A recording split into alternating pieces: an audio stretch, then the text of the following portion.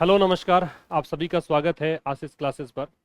हम बात करेंगे यहाँ पर प्रैक्टिस सेशन नंबर 4 की एसएससी सीजीएल का परीक्षा जो आपकी है 2 महीने के बाद, उसके लिए सीरीज चल रही है। कंटिन्यू आपको ये वीडियोस मिल रहे हैं। आपका एक उत्तरदायित्व तो बनता है कि आप इसको मैक्सिमम शेयर करें। और यहाँ पे जो मैं प्रैक्टिस करवा रहा हूँ, अगर आपने एग्ज़ाम तक कंटिन्यू कर लिया तो निश्चित रूप से आपके बहुत अच्छे मार्क्स आएंगे इस बार। एक बैच अपना उपलब्ध है एसएससी सीडीएस के लिए। अगर आपको बेसिक फंडामेंटल्स की जानकारी चाहिए, अगर आपको पूरा बैच ज्वाइन करना हो, सब कुछ शुरू से सीखना हो, तो ये बैच आप अप्लाई कर सकते ज्वाइन कर सकते हैं। एक ट्रांसलेशन वाला बैच उपलब्ध है जिसमें हिंदी टू इंग्लिश ट्रांसलेशन हम सीखते हैं, तो ये बैच अवेलेबल है। इसमें तो अभी वीडियो चल रहे हैं रेगुलर, 25-26 वीडियोज हो चुके हैं, पर डे एक वीडियो आपको मिल रहा है। इससे पहले वाला जो बैच मैंने बताया सीडीएस और एसएससी वाला, वो पूरा है। एक बार जैसे आप बाई करेंगे सारे वीडियोज आप एक्सेस कर पाएंगे। चलो साहब, आज का सेशन, हर सेशन में मैं कोशिश कर रहा हूँ क्लोज टेस्ट डिस्कस करने की, पैराजंबल डिस्कस करने की। इस सेशन में हम पहले तो कॉमन एरर्स डिस्कस कर रहे हैं। Never a geographical definition has contained so many political implications as much as in the case of the Indo Pacific.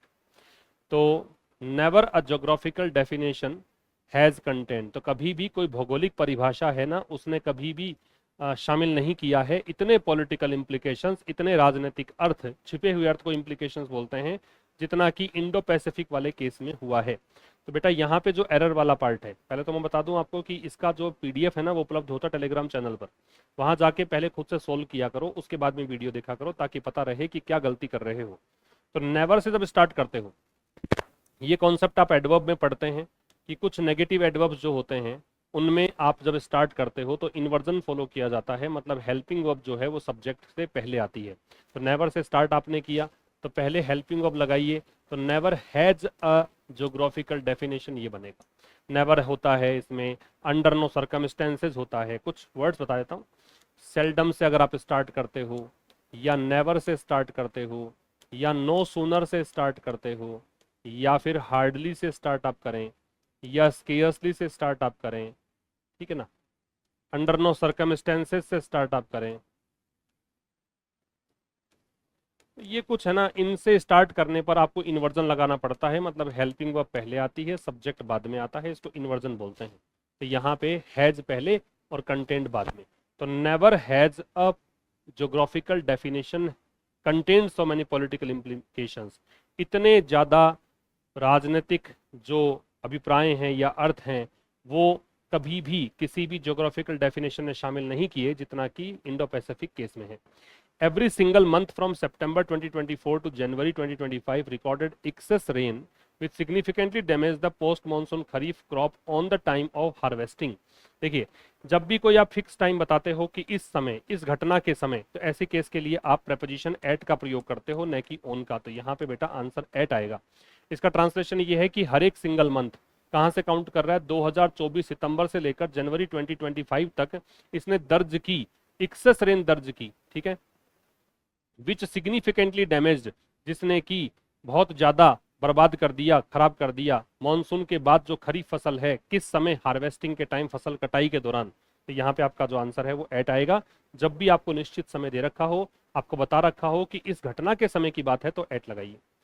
The BJP has objected to the organisers of the Jaipur literature festival remaining naming one of its venue Mughal tent, saying that the name had hurt the some sentiments of a lot of people in the country। तो कह रहा है कि BJP has objected. BJP से पहले the है क्योंकि राजनीतिक पार्टी का नाम है। जो भी पॉलिटिकल पार्टीज होती है उनके नाम से पहले द लगता है। तो बीजेपी ने क्या किया है, ऑब्जेक्ट किया है, ऑब्जेक्शन किया है। किस पर, ऑर्गेनाइजर्स, जो भी ऑर्गेनाइज करने वाले लोग हैं, है ना, उन पर यहाँ पे ऑब्जेक्शन किया है। और ऑर्गेनाइजर्स किसके हैं, जयपुर लिटरेचर फेस्टिवल के। क्या बोलते हुए, बताते हुए, अपने एक वेन्यू को नेम देते हुए, टर्म देते हुए, अपने एक वेन्यू, मतलब वेन्यू में से एक वेन्यू। तो वन ऑफ इट्स, तो जब भी वन ऑफ के बाद में आप द देखते हो, या पजेसिव एडजेक्टिव देखते हो, या फिर आप ईच ऑफ द का यूज करते हो, या फिर आप एवरी वन ऑफ द का यूज करते हो, ठीक है, या फिर आप समवन ऑफ द का यूज करते हो। तो ये वाली चीजें जहां भी होती है ना, वहां पे नाउन आता है प्लूरल, ठीक है। इनके बाद में नाउन जो आता है वो प्लूरल आता है। प्लूरल आता है तो देखिए यहाँ वन ऑफ दे दिया, पजेसिव एडजेक्टिव दे दिया, तो वेन्यू के स्थान पे आप करिएगा वेन्यूज। या आपने नाउन में पढ़ा होगा कॉन्सेप्ट, ठीक है, ये नाउन में पढ़ा होगा आपने, तो वेन्यूज आएगा। तो the BJP has objected to the organisers of the Jaipur literature festival naming one of its venues Mughal tent. बात समझ में आ गई? तो बीजेपी ने ऑब्जेक्ट किया है जयपुर लिटरेचर फेस्टिवल के ऑर्गेनाइजर्स को, आपत्ति दर्ज कराई है कि इसने, जयपुर लिटरेचर फेस्टिवल वालों ने क्या किया है, अपने जो वेन्यूज हैं उनमें से एक का नाम मुगल टेंट रखा है, ये कहते हुए कि जो नेम है, ठीक है, मतलब इसके वेन्यूज में से एक का नाम मुगल टेंट बताते हुए बीजेपी ने ऑर्गेनाइजर्स जो हैं जयपुर लिटरेचर फेस्टिवल के, उन पर आपत्ति दर्ज कराई है। और कैसे? कि ये कहते हुए कि जिन जिन स्थानों पर इसने फेस्टिवल लगाया है उनमें से एक स्थान को नाम दिया मुगल टेंट, ये कहते हुए कि जो नाम है ना, आपने जो मुगल टेंट नाम रखा है, had hurt the sentiments of a lot of people in the country, उस नाम ने देश में बहुत सारे लोगों के सेंटिमेंट्स को, भावनाओं को आहत किया है। सेंटिमेंट्स का मतलब होता है इमोशंस, तो वेन्यूज आएगा। आइए नंबर 4 पर। मेरी कोशिश ये है कि इस बार जो लेवल टफ आने का लग रहा है, आशंका जताई जा रही है, उसमें आप कहीं पर भी पीछे ना हटें, आराम से आप किसी भी प्रश्न का आंसर दे सकें। इसीलिए थोड़े डिफिकल्ट क्वेश्चंस भी हम डिस्कस कर रहे हैं, कोई प्रॉब्लम नहीं है। आप सेंटेंस पढ़ना सीखिए, अंडरस्टैंडिंग आपकी डेवलप हो जाए, फिर काम हो जाएगा। The supreme court collegium has done good to push back against the union government's attempts. तो सुप्रीम कोर्ट का जो ग्रुप है, कॉलेजियम होता है एक प्रकार का समूह मान लीजिए, तो सुप्रीम कोर्ट का जो कॉलेजियम है उसने बहुत अच्छा किया है। तो पहली बात तो यहाँ पे जो एरर है वो गुड के स्थान पे वेल आएगा। क्यों? इन दोनों में डिफरेंस ये होता है कि गुड तो है वो एडजेक्टिव, और वेल है वो होता है एडवर्ब। और आपको पता है किसी वर्ब को मॉडिफाई करने के लिए हम एडवर्ब लगाते हैं। यहाँ पे डू की विशेषता है, कैसा काम किया है, अच्छा काम किया है, ठीक है। क्या करके? Push back against the union government attempts, government के जो प्रयास हैं, जो केंद्र सरकार के प्रयास हैं, उनको रोक करके, उनको पुश बैक करके, है ना। पुश बैक का मतलब ही क्या होता है? मतलब व्यवधान पैदा कर देना कह सकते हो। पुश बैक का मतलब क्या है? व्यवधान पैदा कर देने वाला, या फिर उस चीज को डिले करने वाला, है ना, ओपोज करना, ये सब होता है। टू ब्लॉक द अपॉइंट प्रयास क्या था? प्रयास था appointment of some advocates as high court जजेस, कि कुछ जो एडवोकेट्स हैं उनको हाई कोर्ट जजेस के रूप में नियुक्ति को जो ब्लॉक करने का प्रयास है, उसके खिलाफ यहाँ पे सुप्रीम कोर्ट ने क्या किया है? पुश बैक किया है, ठीक है। यहाँ पे आपका आंसर है डन, क्या गुड के स्थान पे वेल, क्योंकि यहाँ एडवर्ब की जरूरत है। नंबर 5 कह रहा है I have a little respect for people who are arrogant.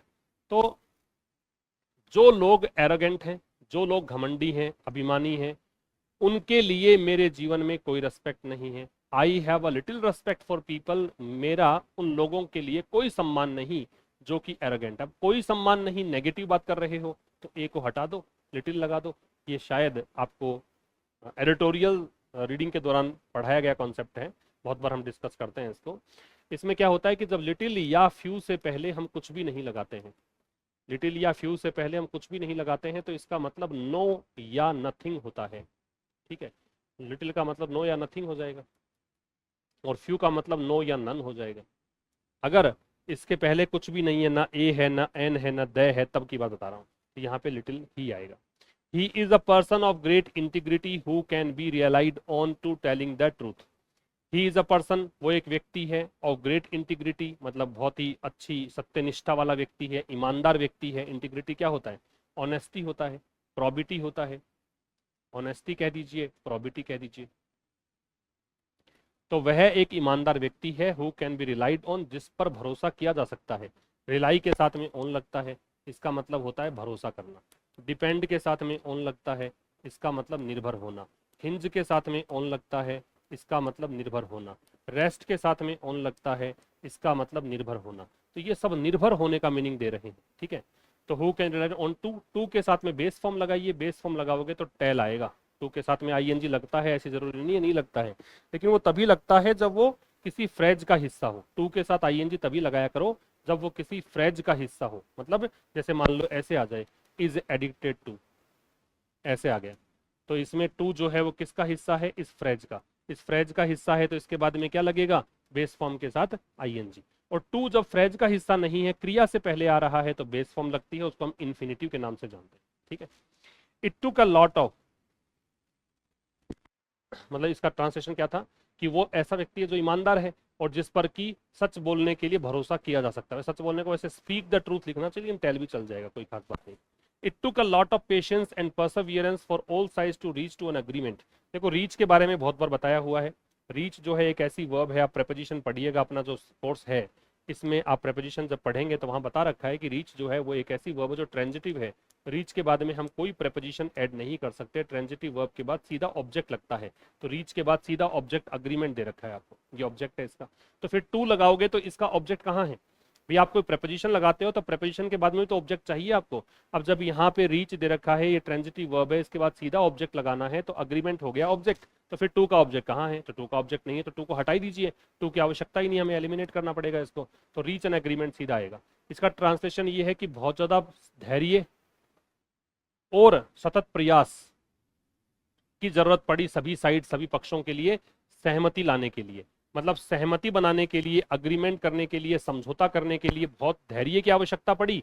और परसेवियरेंस मतलब सतत प्रयास। और परसेवियरेंस की स्पेलिंग याद रखना बड़ी इंपॉर्टेंट है, काफी बार आपसे मिस स्पेल्ड वर्ड्स में पूछी जा सकती है। PERSEVERANCE, PERSE परसे, VER है ना, और ANCE परसेवियरेंस, ये स्पेलिंग याद रखना। We are looking into the possibility of merging two departments. तो हम लोग देख रहे हैं, हम लोग जांच रहे हैं पॉसिबिलिटी। पॉसिबिलिटी किस चीज की है? और मर्जिंग टू डिपार्टमेंट्स, दो डिपार्टमेंट्स को विलय करने की, दो डिपार्टमेंट्स को मिलाने की पॉसिबिलिटी की बात हम कर रहे हैं। तो क्या आंसर आएगा? वी आर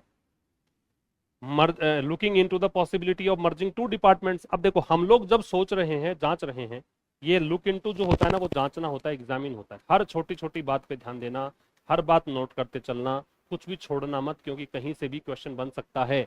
और मैं चाहता हूं कि इन्हीं सेशंस में से सब कुछ आपको दिखाई दे दे वहां पे एग्जाम में। तो we are looking into the possibility, हम लोग जो है वो एग्जामिन कर रहे हैं, जांच रहे हैं संभावना। संभावना किसकी? विलय करने की। विलय किसको करना है? दो डिपार्टमेंट्स को। सोचो, जब हम लोग ये लुक इनटू कर रहे हैं तो इसका मतलब हमें पता है डिपार्टमेंट कौन से हैं। डिपार्टमेंट्स का पता है तो बेटा यहाँ पे डेफिनेट आर्टिकल भी प्लेस करो, दे लगेगा, द टू डिपार्टमेंट्स। वरना तो दो डिपार्टमेंट्स, कोई से भी दो डिपार्टमेंट। लेकिन हम लोग जब जांच रहे हैं तो हमें पता है कि क्या पॉसिबिलिटी है इन दो डिपार्टमेंट्स को मर्ज करने की। तो आपका जो आंसर है वो क्या आ जाएगा? The two departments. नाइन्थ कह रहा है द सेंटर में इनहांस द इनकम। इनहांस होता है बढ़ाना।